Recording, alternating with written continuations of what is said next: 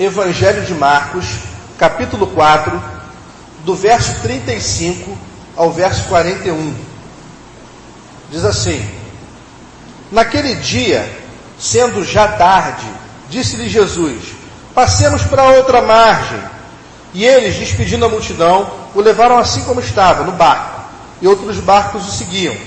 Ora, levantou-se grande temporal de vento, e as ondas se arremessavam contra o barco, de modo que o mesmo já estava a encher-se de água. E Jesus estava na popa, dormindo sobre o travesseiro. Eles o despertaram e lhe disseram: Mestre, não te importa que pereçamos? E ele, despertando, repreendeu o vento e disse ao mar: Acalma-te, emudece. O vento se aquietou e fez-se grande bonança. Então lhes disse: Por que sois assim tão tímidos? Como é que não tendes fé? E eles, possuídos de grande temor, diziam uns aos outros: Quem é este que até o vento e o mar lhe obedecem? Vamos orar? Senhor, obrigado pela Tua palavra. Nós te pedimos que o Senhor nos ensine a lidar com as tempestades da vida. Nós queremos, Senhor Deus, que cada dia, Senhor Deus, seja um dia especial para nós, no sentido do aprendizado das coisas do Senhor, Pai. Fala conosco através dessa palavra, Senhor, de Marcos, em nome de Jesus. Manifesta o Teu Espírito Santo, transforma nosso coração. Em nome de Jesus, amém. Irmãos, na caminhada da vida, nós temos muitas tempestades que tiram o leme do barco das nossas mãos. Coisas que, por vezes, nos dão a impressão, e na verdade não é só impressão, é uma realidade, nos tira do controle da situação. Mas ainda assim, ainda sem o controle aparente da situação, ainda sem o leme do barco na nossa mão, Deus prossegue muito bom. Deus prossegue bom. Deus prossegue generoso. Deus prossegue nos abençoando. Deus prossegue olhando para nós com carinho, apesar das tempestades da vida. Amém? Como são as tempestades da vida? Primeiro, esse texto vai nos mostrar que as tempestades são inesperadas. O Mar da Galileia, para você que não tem ideia de como é um lago de água doce. Não é um mar como o Oceano Pacífico ou o Oceano Atlântico. É Mar da Galileia porque, na verdade, é um lago tão grande que você não consegue ver o outro lado. Mas é um lago de água doce, sereno. Você não tem muita dificuldade de velejar por ali, de navegar por ali. Você tem até uma certa tranquilidade. Só que esse lago, ele é sempre apanhado por tempestades repentinas. Por quê? Vou explicar para você. Existe um monte que é chamado Monte Hermon, em Israel. E ele é sempre coberto de gelo. Se você olhar de Israel para outra extremidade, você vai ver o Monte Hermon sempre coberto de gelo. Pode estar calor em Israel, você vai olhar para o Monte Hermon, ele vai estar coberto de gelo. E aí, quando esse monte é visitado pelo vento, esse vento frio que desce do monte agita as águas do lago. Isso acontece sempre. A impressão que dá é que você está no meio de uma tempestade. No lago, parece que você está no meio de uma tempestade que não tem saída. Os caras estavam ouvindo Jesus, eles andavam com Jesus e eram crentes. Então olha só, hein? Eles ouviam Jesus, eles andavam com Jesus e eles eram crentes em Jesus. E mesmo assim, eles foram apanhados repentinamente por uma tempestade inesperada.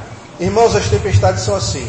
Elas não mandam nenhum tipo de telegrama e nem avisam que vão chegar. Se as tempestades avisassem que iam chegar, o que a gente faria? Se resguardava delas, ninguém sofria nada. O problema é que elas não avisam.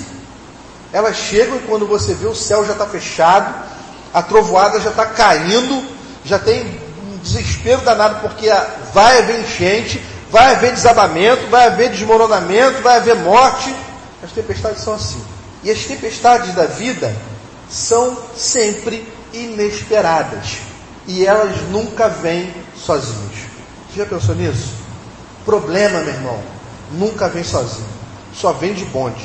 Quando acontece uma coisa ruim, logo em seguida acontece outra, e você começa a se perguntar: onde está Deus? O que vai acontecer comigo? Meu Deus, agora que as coisas estão andando bem, uma sequência de acontecimentos ruins. Faz alguma coisa, Deus. Outro ponto que a gente precisa adotar aqui como uma realidade é que as tempestades da vida são perigosas. Marcos diz que se levantou um grande temporal que arremessava o barco com fúria. Quantas vezes você já foi pego por uma tempestade assim? Você achou que teu barquinho ia virar? Você está sacudindo demais. Agora não tem quem me livre. Há algum tempo atrás, aconteceu o 11 de setembro. Lembra lá do 11 de setembro? Um grupo de terroristas sequestrou uma série de aviões e lançou esses aviões contra o Pentágono, contra o World Trade Center, que era o maior símbolo da economia dos Estados Unidos, e destruiu as Torres Gêmeas. Às vezes, a tempestade assola uma nação. Pela manhã, você deve ter ligado a sua televisão e deve ter visto a cena. Prédio pegando fogo, ninguém sem entender nada, todo mundo sem entender nada. E aí você ficou ali vendo o noticiário e pensando o quê? O que aconteceu para as Torres Gêmeas estarem pegando fogo? E uma estava intacta. E de repente, em rede mundial de televisão, vem um outro avião e entra pela outra torre e vaza do outro lado. Você esperava aquilo? Ninguém esperava. Nem os americanos esperavam. Nem a CIA, nem o FBI. Ninguém esperava aquilo. Naquele momento estava instalada uma tempestade nos Estados Unidos sem precedentes. Uma nação tinha sido afrontada por terroristas. A nação que em tese seria a nação mais segura do mundo tinha sido assolada por um grupo de terroristas. O símbolo da estabilidade econômica dos Estados Unidos ia desmoronar dali a poucos minutos. As pessoas se jogavam das janelas porque, segundo o relato dos bombeiros, o calor é tão intenso que você não raciocina que você está num prédio de 50 andares. Você quer fugir do fogo. A tempestade tinha chegado. E às vezes tempestades são inadministráveis. Os discípulos, eles conheciam aquele mar como ninguém. Pedro pescava naquele mar todo dia. André pescava naquele mar todo dia. Eles viviam daquilo ali. Eles eram comerciantes ali do ramo pesqueiro. Deviam ter uma frotinha de barcos. Mas naquele dia, a tempestade foi além das forças dos discípulos. Será que você está vivendo uma tempestade dessas? Será que essa tormenta se tornou tão forte na tua vida que hoje você começa a perceber que ela está indo além das suas forças e que esse barco pode virar a qualquer momento, que você pode ficar largado à deriva no mar sem nenhum tipo de resgate à vista? Se está, chegou a hora de dar o primeiro passo. Admita que você não tem força para dominar a tormenta. Admita que sozinho ou sozinha você não consegue dar conta da violência dessa tempestade. Admita que você não tem força para domar essa tempestade. Às vezes, irmãos, as tempestades mais assoladoras da vida são coisas do dia a dia. Coisas do dia a dia que ganham um contorno incrível, inimaginável. Você quer ver? Uma convivência que você tem, que se torna tão próxima, mas tão próxima, que vira um caso de amor. E aí quando você abre o olho, você está enfiado no adultério. Um filho que de repente é criado com todo carinho, se desarticula. O seu negócio que estava indo tão bem, começa a ruir de repente. Coisas do dia a dia. A gente não tem noção de como essas coisas vão acontecer, a gente não tem ideia de como vai administrar, a gente não sabe como controlar, a gente sente um sentimento de impotência, a gente só consegue pensar numa coisa: estava tudo indo tão bem, e agora tudo começou a ruir. E aí, apesar da tempestade, que já era o suficiente para desarticular você, vem os conflitos que a gente enfrenta dentro da tempestade. Por exemplo, como é que você vai conciliar a tempestade com a vontade de Deus? Lê o verso 35 comigo aí, por favor. Naquele dia, sendo já tarde, disse-lhes quem? Quem? Disse-lhes Jesus: passemos para outra margem. Quem foi que mandou os caras cruzarem o mar? Jesus. Você está fazendo tudo o que Jesus pediu. E mesmo assim, a tempestade chegou. Quantas vezes você tem atravessado tempestades por priorizar o reino e obedecer a Deus? Quantas vezes você perdeu um relacionamento por conta de não transgredir a vontade de Deus com o relacionamento? Quantas vezes você deixou de fechar um ótimo negócio por agradar a Deus, ou para agradar a Deus? Irmãos, o desespero dos discípulos nessa passagem é porque eles não podiam imaginar que Jesus ia enviar esses camaradas para dentro de uma tormenta. A gente às vezes começa a pensar e a gente não imagina, a gente só imagina que Jesus vai enviar a gente para um lugar onde tem sol, onde tem segurança, onde tem água fresca, onde tem pastos verdejantes, águas tranquilas.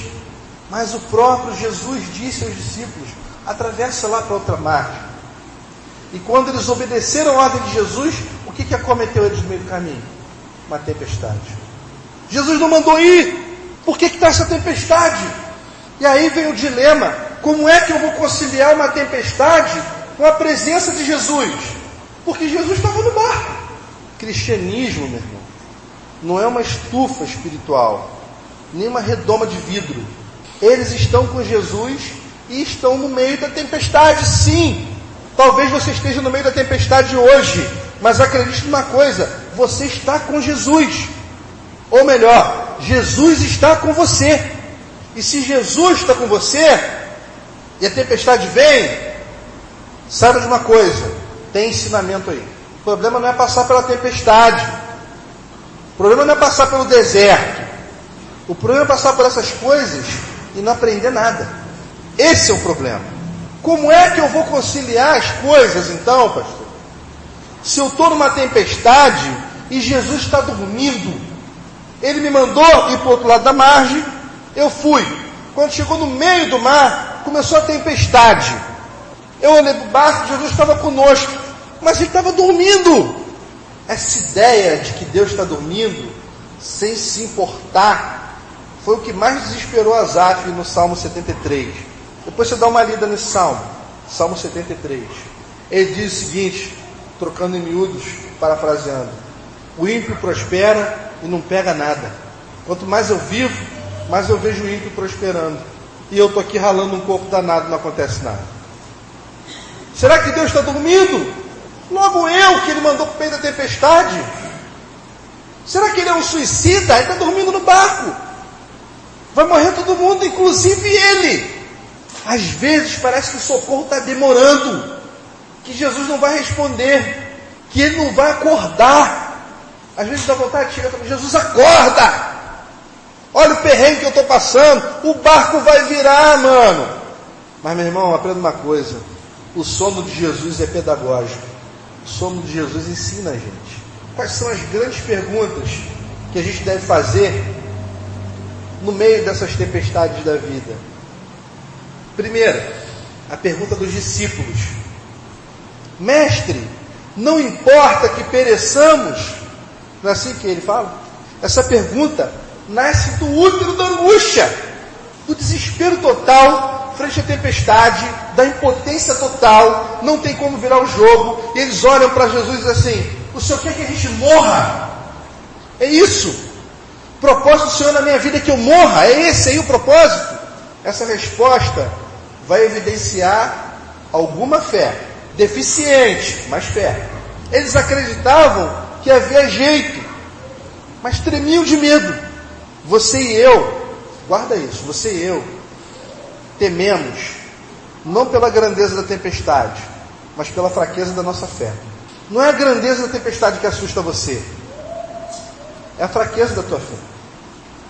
Porque nós temos uma fé naturalmente abalada pelas circunstâncias da vida. Aí você vai falar assim: o senhor não tem não? Tem. Tenho medo do novo, tenho problema com situações que acontecem de repente, tenho uma fé pequena quando as coisas são para mim. Se for para você, eu oro por você, tenho certeza que você vai conseguir. Mas se for para mim, eu fico meio cabreiro, sei lá. Tem uma pergunta de Jesus: no meio disso tudo. Que é uma pergunta feita no meio da tempestade também. Uma discussão danada, um corre-corre dentro do barco, ninguém desesperado que o barco vai virar, e Jesus vira para os caras e fala assim: por que vocês são tímidos assim? Por que Jesus disse isso? Irmãos, Jesus entendeu que a tempestade dentro deles era maior do que a tempestade fora deles. A tempestade dentro dos discípulos era imensamente maior do que aquela chuva que caía, do que aquele vento que balançava o barco. O problema não é a situação, é a sua reação diante da situação. Esse é o problema. Promessa e realidade são a mesma coisa para Jesus. Amém? Jesus está conosco sempre. Essa é a promessa dele. Ainda que você não perceba, ainda que você não veja, ainda que você diga: não, eu não vi nenhum livramento de Deus, eu não sei de nada, Deus não anda comigo, ainda que você renegue isso, Deus está com você. É a promessa dele. E promessa e realidade para Jesus são a mesma coisa. Pergunta 2 dos discípulos: quem é este que acalma a tempestade? Esse último temor é o temor de alguém que se encontra diante do Mestre Supremo, do Senhor das tempestades. Eles olham ali e tem uma revelação. Meus irmãos, lembra do início da pregação? Eles ouviam Jesus, eles andavam com Jesus e eles acreditavam em Jesus, não é? Mas eles não conheciam Jesus. Eles começam a ter um lampejo de quem Jesus é aqui. Que Jesus acorda, levanta e fala: por que vocês são tímidos assim? Por que essa tempestade dentro de vocês aí é tão grande? Estão preocupados com essa aqui de fora? Acalma. Acabou a tempestade. E aí eles olham para Jesus e ficam estupefatos.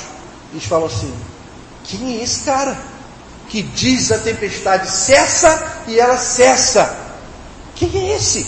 É como se você andasse com uma pessoa durante muito tempo e um dia essa pessoa fizesse algo que ela faz corriqueiramente na sua frente, e você falasse assim: você, cara, você é demais, você sabe fazer isso.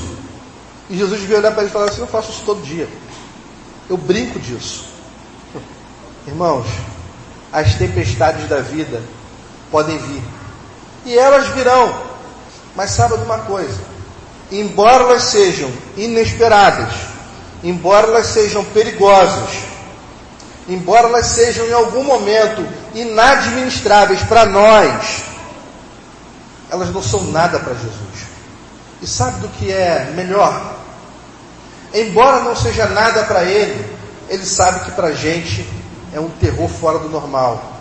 E Ele consola e conforta a gente no meio dessa tempestade. Quando a gente pensa que Ele está dormindo, quando a gente pensa que Ele esqueceu da gente, quando a gente pensa que o propósito de Deus para a nossa vida é a gente morrer à míngua ali no meio do mar da Galileia, Jesus vem e diz o seguinte: chega.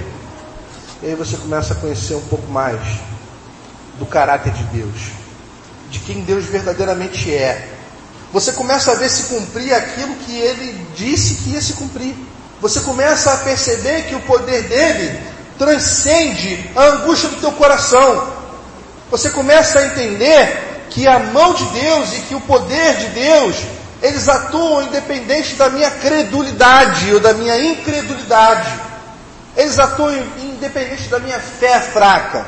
Porque a Bíblia diz que se você tiver fé, do tamanho de quê? Do tamanho de um grão de mostarda, as coisas acontecem. Não precisa ter uma fé do tamanho de uma mangueira. Não, a fé do tamanho de um grão de mostarda, as coisas acontecem. Meu irmão, minha irmã, você pode achar aí que a sua fé é fraca. Você pode estar no meio de uma tempestade da vida. Você pode estar passando por uma luta que só você e Deus sabem que luta é essa. Mas eu quero dizer uma coisa para você. Nessa noite, não existe tempestade que Deus não possa administrar na sua vida. Nessa noite, não existe tempestade na sua família que Deus não possa administrar. Não existe tempestade na sua vida profissional que Deus não possa administrar. Não existe tempestade nenhuma, em nenhum lugar desse universo, que Deus não possa dizer a ela: aquieta-te, e ela aquieta. Ainda que essa tempestade seja dentro de você, ore a Deus e diga a Deus: Senhor, me ajuda. Diz essa tempestade que está dentro de mim: aquieta-te. E Deus vai fazer isso acontecer na tua vida, amém? Vou ficar de pé para a gente orar.